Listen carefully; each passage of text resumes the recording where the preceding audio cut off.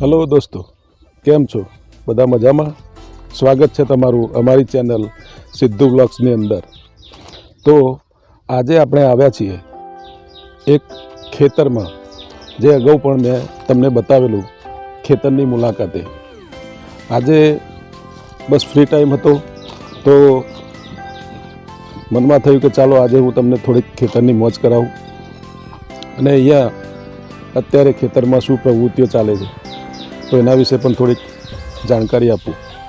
आज आपणे आव्या छीए खेतरनी अंदर, जे मारा मित्र विजयभाई एमना खेतरनी अंदर जे अत्यारे जार पोखवानुं काम करवाना छे, तो एमने ए कई रीतना जार खेतरनी अंदर पोखे छे एना विषे अने खेतरनी अंदर आवेली लीलेछम हरियाળી पण हूँ तमने बतावतो जईश। तेमज तमे मारी पाछळ जे आंबो जोई रह्या छो एने अत्यारे मोर पण आवी गयो छे, जेनी केरीओ लगभग मारा ख्यालथी मार्च महीना पछी आवशे, पण आ एडवांस में हूँ तमने अत्यारे एनो मोर बतावी रह्यो छुं। तो जुओ एनो मोर।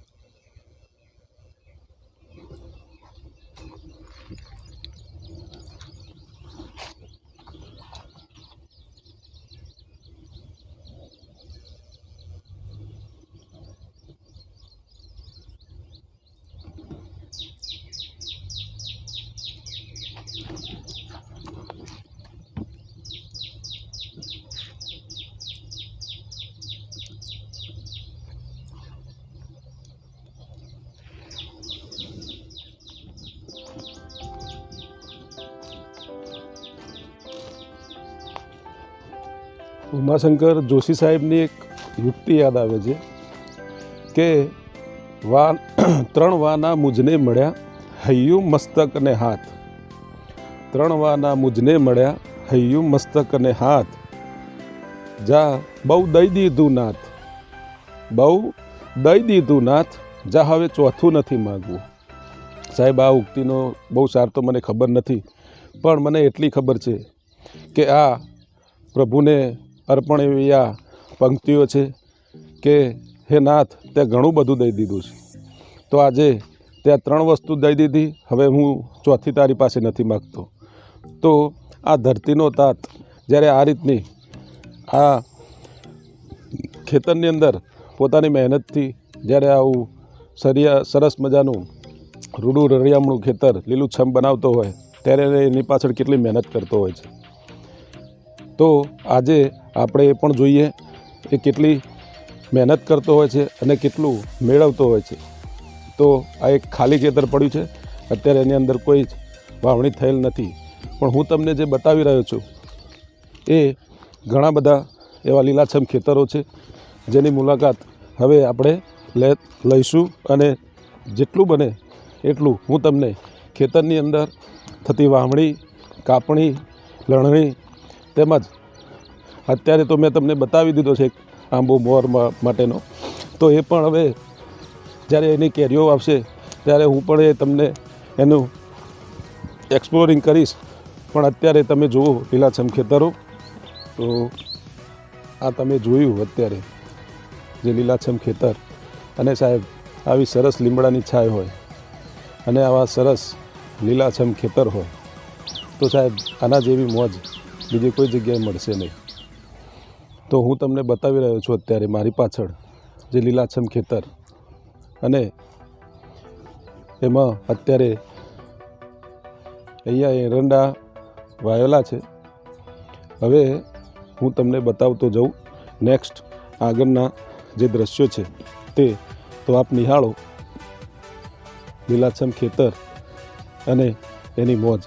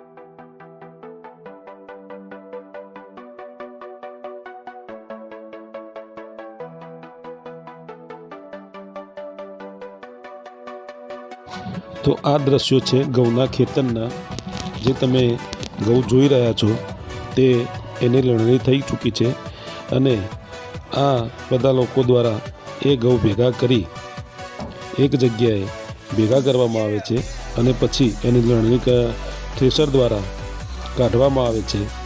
એ પછી એ આપણા સુધી પહોંચે છે.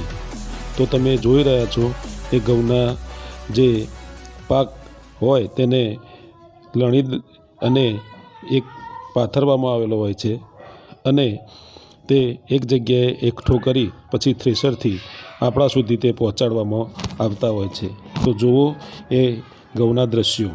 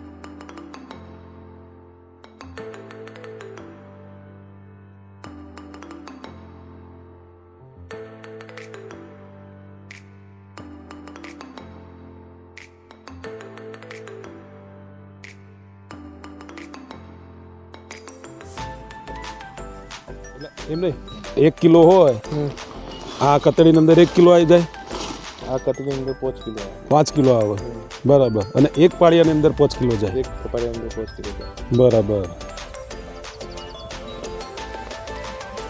તો હવે આપણા વિજયભાઈ 4 ઓખી રહ્યા છે, આપ જોઈ રહ્યા છો.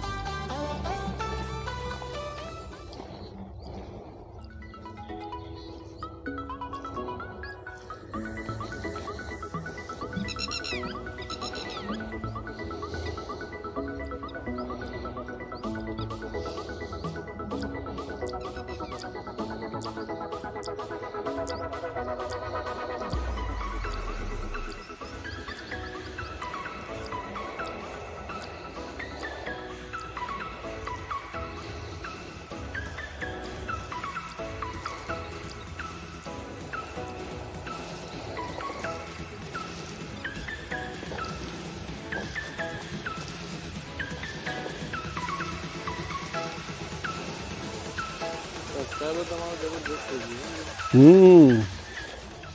એક 500 કરતા 500 ના ઉપર તો જોવો તો ને, હવે કંથારપુર વાળો છે.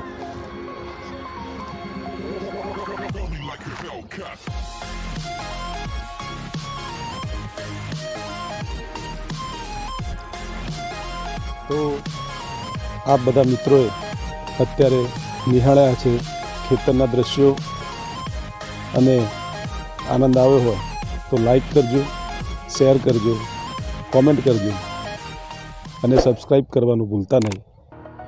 તો મળીએ નેક્સ્ટ બ્લોગની અંદર.